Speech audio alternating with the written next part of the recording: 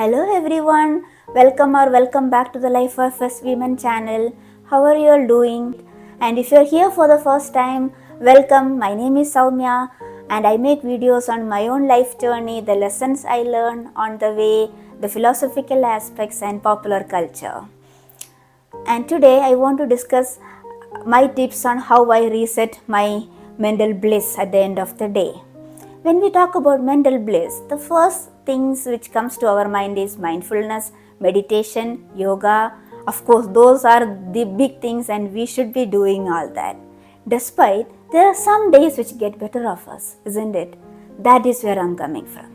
So before we go ahead with the video, I have two disclaimers to make. Disclaimer number 1, I am sharing this with you doesn't mean that I am following this 100%. I am in my own growth journey and I am sharing that with you so that we can all grow together as a community. And disclaimer number 2, I am not going to tell you anything new. It sounds funny for a new video, but what I am going to tell you is some things which you know deep within you and bring those wisdom to the conscious mind so that you are more mindful as you go about your days. My first tip is choose your battles.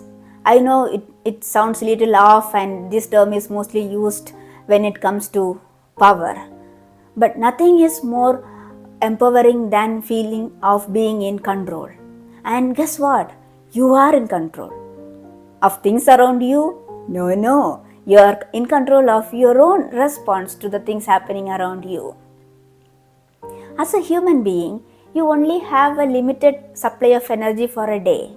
Do you want to waste that on a stranger who is honking and yelling at you as you are driving to work, or a mean person standing next to you in the fitting room queue of a shopping mall?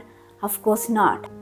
But we are all human beings and we experience these emotions of anger, annoyance and feeling disrespected.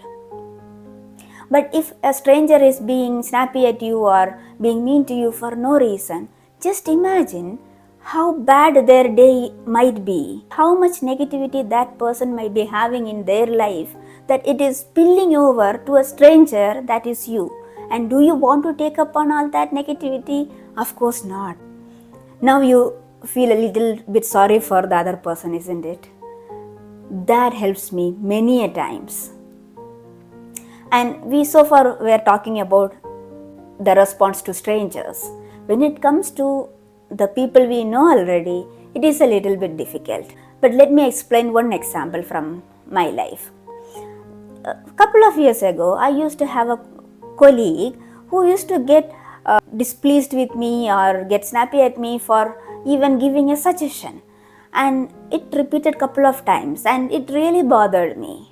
And one of the days I really got mad and I marched myself up to the cabin of my mentor.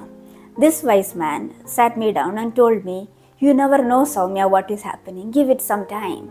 Out of respect I had for this mentor of mine, I just let it slide. Couple of months later, I got to know that at that point in time, this person, the snappy colleague, was in a very difficult project with tight timelines and he was putting 13-14 work hours to complete everything on time.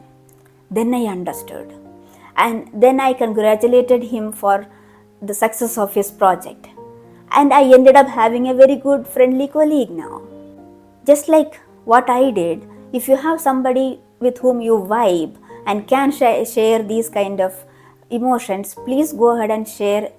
That might help you. If you don't have anyone to talk to, that is when you turn to one of the best friend known to humankind, that is sleep. Sleep over it is not a term which came out of nowhere. There is a scientific explanation to it. When you sleep, your brain processes the day's events, separate the emotions from the events and facts and store it in your memory. That is why you feel a little bit less angry after a good night of sleep about something. If nothing works, my last resort is to think that we are all going to die someday. We only have a limited supply of days. As per World Health Organization's report, As of 2019, the average lifespan of a human being is around 73.4 years. Let us be generous and take it as 74. I have some calculations in here in my computer. I'll put that in the screen here. Let us be generous and take it as 74.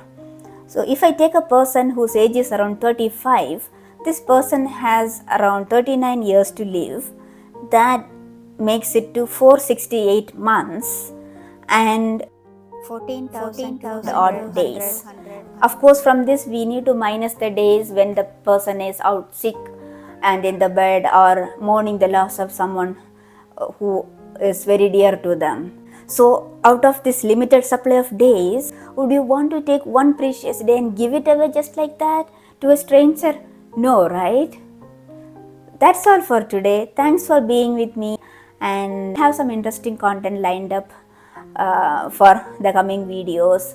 So stay tuned and do subscribe so that you don't miss out any video from me. And until next time,